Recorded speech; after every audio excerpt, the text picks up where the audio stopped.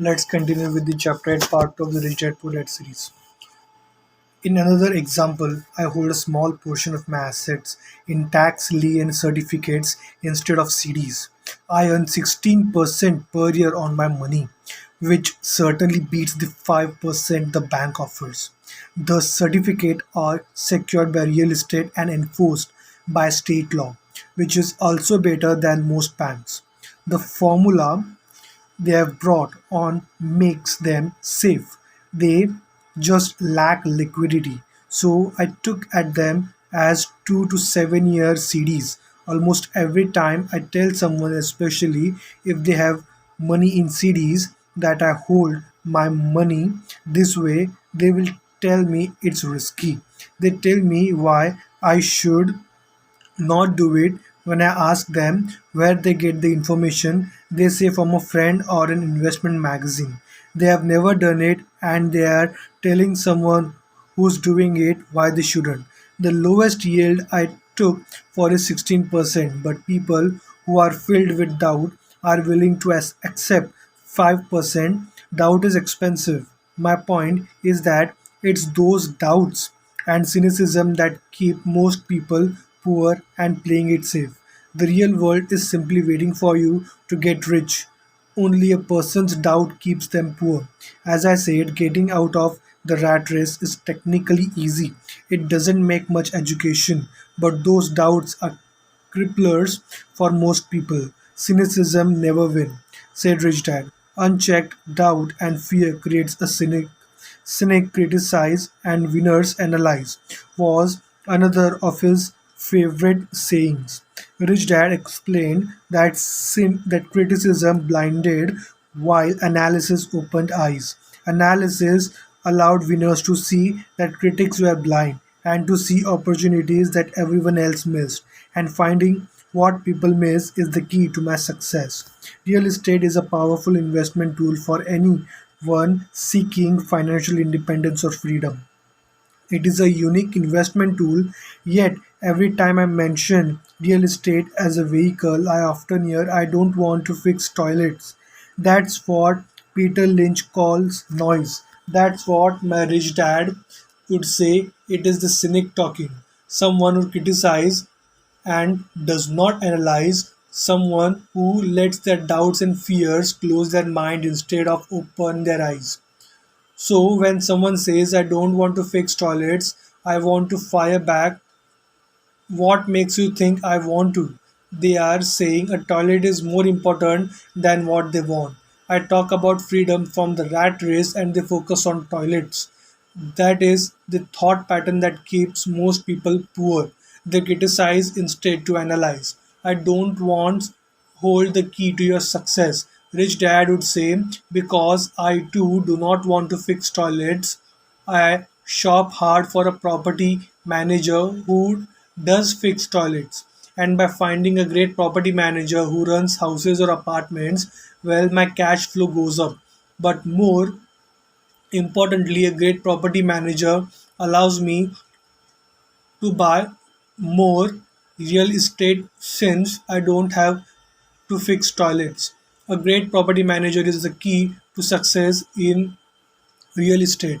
Finding a good manager is more important to me than the real estate. A great property manager often hears of great deals before real estate agents do, which makes them even more valuable. That is what Rich Dad meant by I don't want hold the key to your success because I do not want to fix toilets either. I figured out how to buy real estate and expedite my getting out of rat race. The people who continue to say I don't want to fix toilets often deny themselves the use of this powerful investment vehicle. Toilets are more important than their freedom. In the stock market, I often hear people say, I don't want to lose money. Well, what makes them think I or anyone else likes losing money? They don't make money because they choose to not lose money. Instead of analyzing, they close their minds to another powerful investment vehicle, the stock market. In December 1996, I was riding with a friend past our neighborhood gas station. He looked up and saw that the price of oil was going up. My friend is a worrywart or a chicken little. To him, the sky is always going to fall, and it usually does on him. When we got home, he showed me all the stats as to why the price of all oil was going to go up over the next 5 years. Statistics I had never seen before, even though I already owned a substantial share block of an existing oil company. With that information, I immediately began looking for and found a new undervalued oil company that was about to find some oil deposits. My broker was excited about this new company and I bought 15,000 shares for 65 cents per share. In February 1997, this same friend and I drove by the same gas station, and sure enough, the price per gallon had gone up nearly 15%. Again, the chicken little worried and complained. I smiled because in January 1997, the little oil company hit oil and those 15,000 shares went up to more than $3 per share since he had given me the tip, and price of the gas will continue to go up if what my friend says is true. Instead of analyzing the little chicken closes their mind. If most people understood how a stock worked in stock market investing, there would be more people investing to win instead of investing not to lose.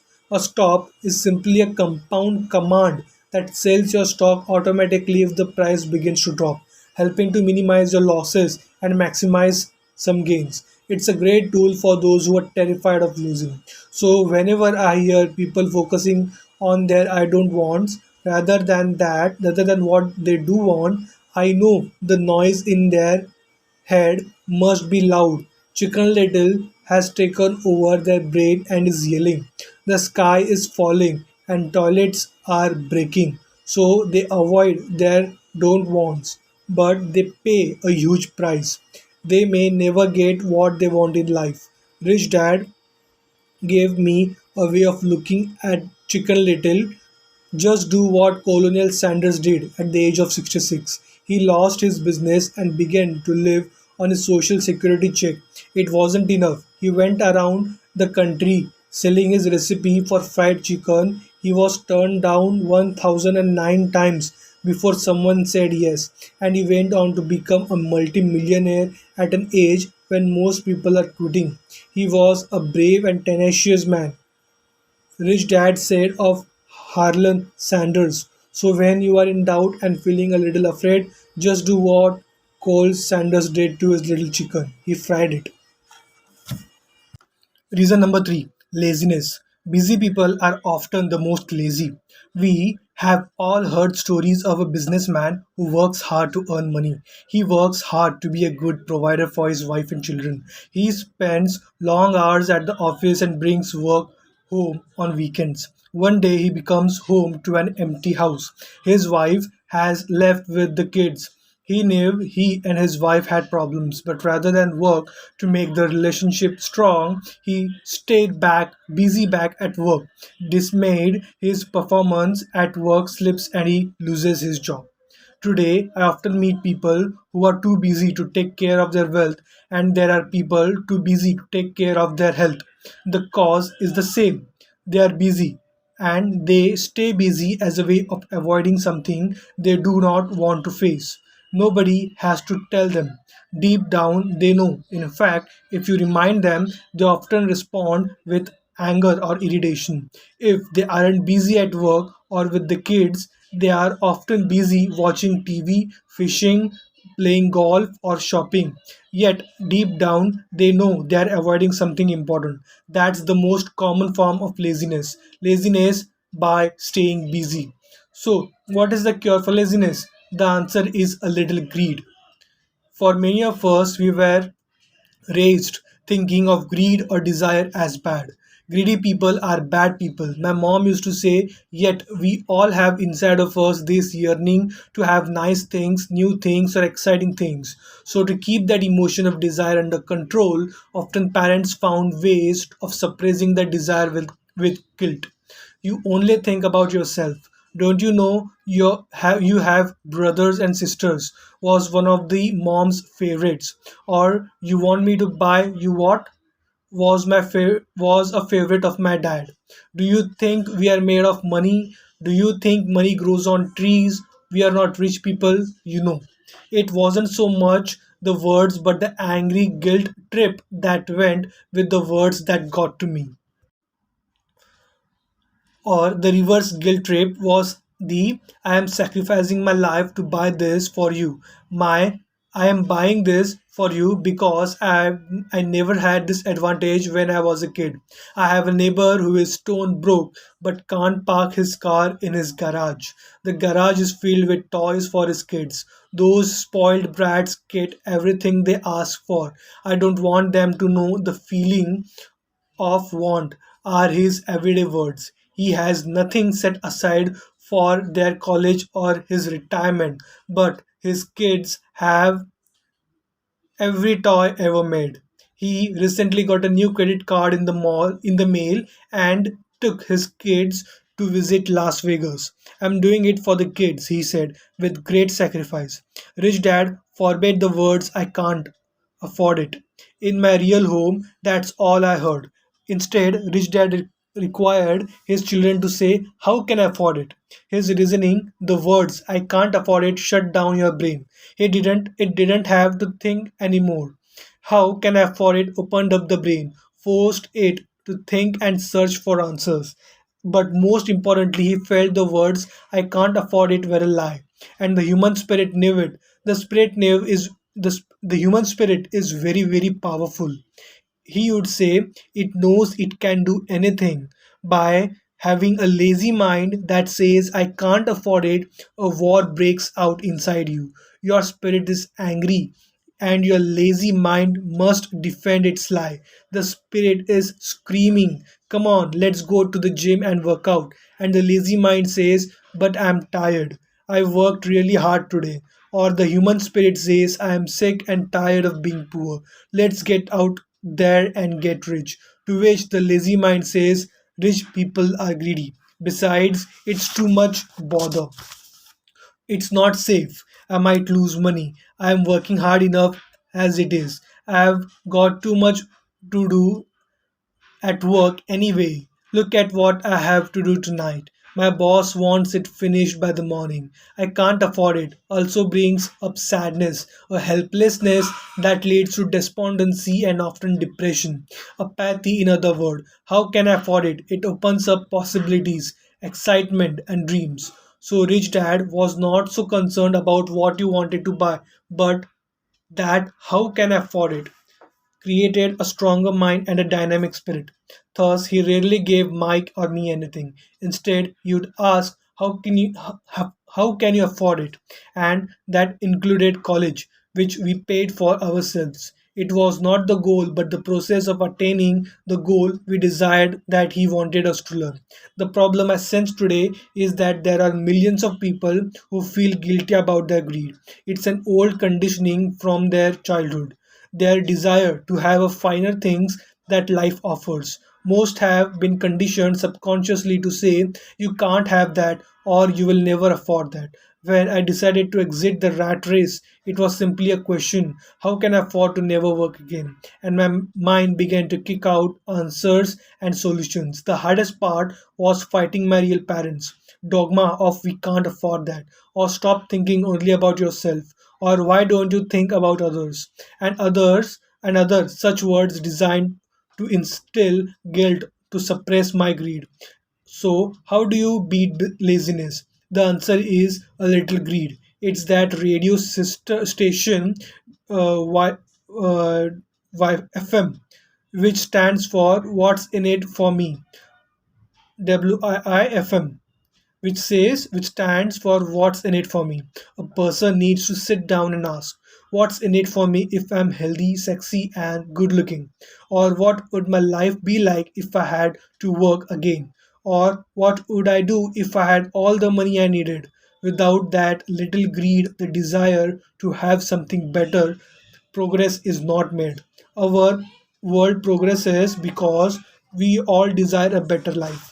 New inventions are made because we desire something better. We go to school and study hard because we want something better. So whenever you find yourself avoiding something you know you should be doing, then the only thing to ask yourself is what's in it for me. Be a little greedy. It's the best cure for laziness. Too much greed, however, as anything excess can be, is not good. But just remember that what Michael Douglas said in the movie Wall Street. Greed is good. Rich Dad said it differently. Guilt is worse than greed. For guilt robs the body of its soul. And to me, Eleanor Roosevelt said it best. Do what you feel in your heart to be right. For you will be criticized anyway. You will be damned if you do and damned if you don't. Reason number four, habits. Our lives are a reflection of our habits more than our education. After seeing the movie Conan starring Arnold Scavenger, a friend said, I would love to have a body like Scavenger. Sorry for mispronunciation, wrong pronunciation. Most of the guys nodded in agreement.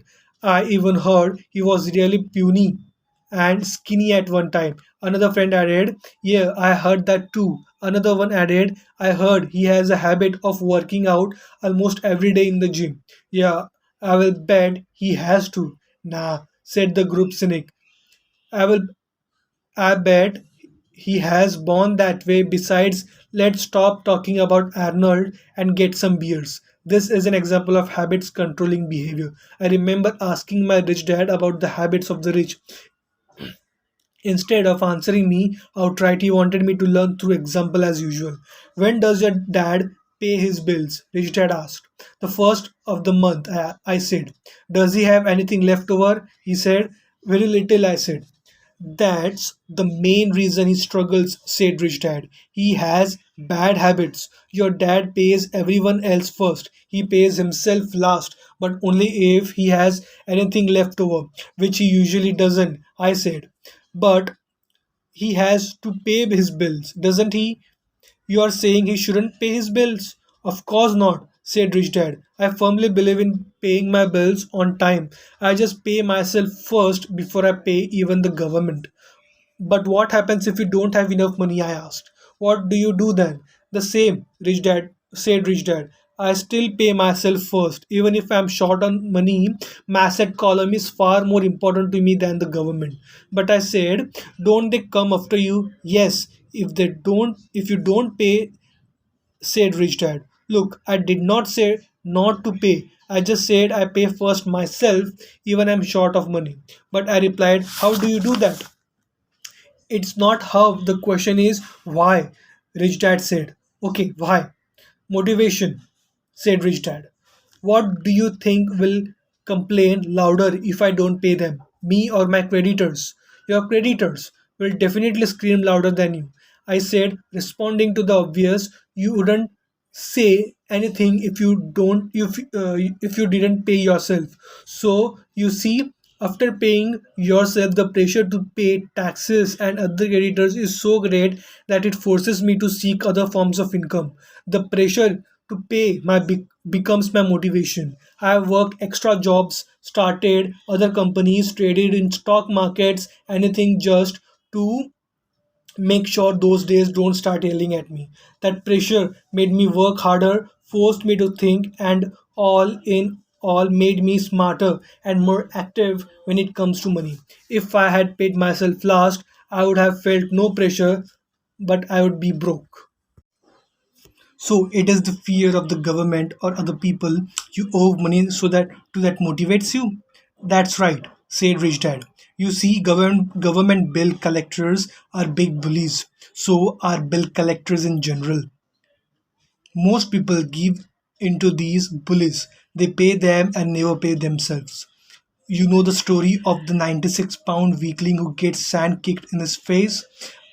I nodded. I see that ad for weightlifting and bodybuilding lessons in the comic book all the time. Well, most people let the bullies kick sand in their faces. I decide to use the fear of the bully to make me stronger.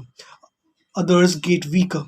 Forcing yourself to think about how to make extra money is like going to the gym and working out with weights. The more I work my money muscles out, the stronger I get. Now I'm not afraid of those bullies. I like what Rich Dad was saying. So if I pay myself first, I get financially stronger mentally and physically. Rich Dad nodded.